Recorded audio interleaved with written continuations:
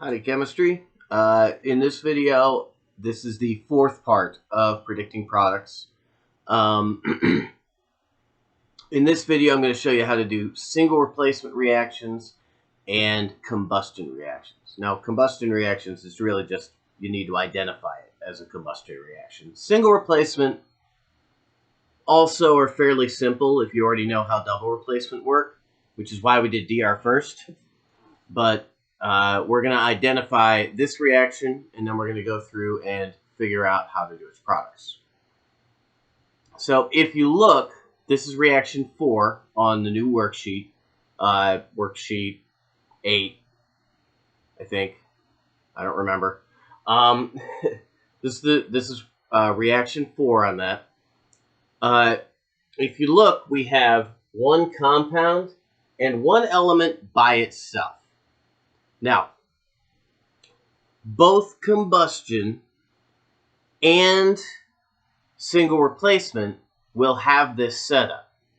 But in combustion, this will always be oxygen, and this will be a compound containing carbon and hydrogen, or carbon, hydrogen, and oxygen. It can't be anything else. So since this is not an organic and this is not oxygen, this is going to be a single replacement reaction because it does not have two compounds in it. If you look at all the rest of the reactions from worksheet 6 and 7, both of the reactants are compounds. So there's a couple different things that can be elementals. Your diatomics, which were nitrogen, oxygen, fluorine, chlorine, bromine, iodine, and hydrogen. And any metal can be an elemental. That means that they can exist by themselves without binding to any other element. Now, the trick here is that diatomics have to have a subscript 2 because they can't exist as a single atom. Unlike metals, metals can exist as a single atom. So, iron is a metal, so it is going to replace the cation in this reaction.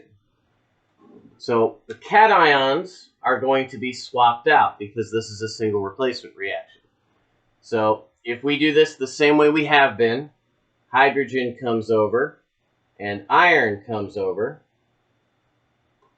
and then the anion is going to swap places. So it's currently bound to the hydrogen, so it's going to be bound to the iron instead. Now, one thing that I have to tell you on this reaction, I'm going to tell you that this is iron 3, meaning that the iron has a +3 charge. And you have to know that in order to balance this. Charge balance, sorry, in order to charge balance the product. Now, if this is iron 3, then this is going to be a +3 charge. Bromine is in column 17, so it has a -1 charge. And hydrogen is in group 1, so it has a +1 charge. Now notice hydrogen is by itself. Because hydrogen is by itself, we need to treat it as a diatomic, which it is a diatomic. So diatomics cannot exist as a single atom. They have to be two atoms bound together. And so we have to add a subscript 2. Okay?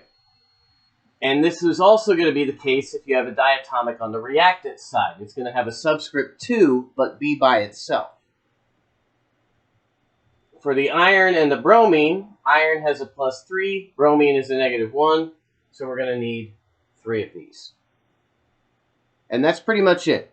I'm going to do one more of these in just a second. I need to erase this and reset since I'm not on my whiteboard in the classroom, so I will be back momentarily. That's the stop button. I need to move up to the pause button. Alright, so this is number 11. I'm going to go through it again. This time we have a diatomic on the reactant side instead of a metal. So Once again, we don't have oxygen, so this is going to be another single replacement. We have sodium chloride and bromine. The sodium is the metal, so the sodium comes straight over. Doesn't look like an A. There. Something's up with my marker. Okay, but the two anions are going to swap places. So remember, the 2, the subscript, is not part of the actual formula.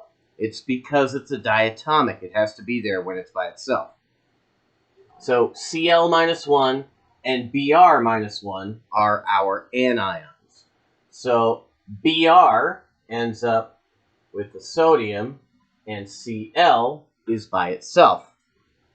Sodium is +1, Br is -1, so these two cancel. Chlorine is a diatomic, not a metal, so it gets a subscript 2. And that's going to be the product for that one. This was 11, by the way. I don't know if I said that. So next one I'm going to go through will be a combustion, and I need to look back at the worksheet and figure out which one it is. So I will tell you at the beginning of the next part.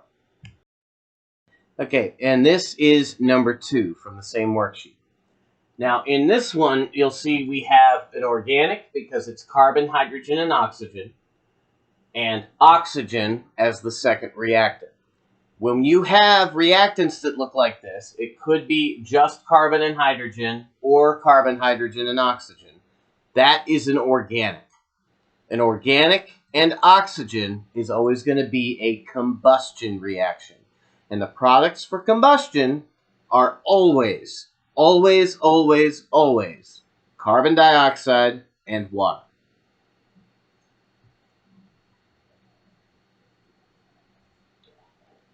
So you just write them down and move on. So make sure that you're identifying the reaction types as you go. I would recommend going through and trying to do that first. You guys can work together on this. You have the hour today.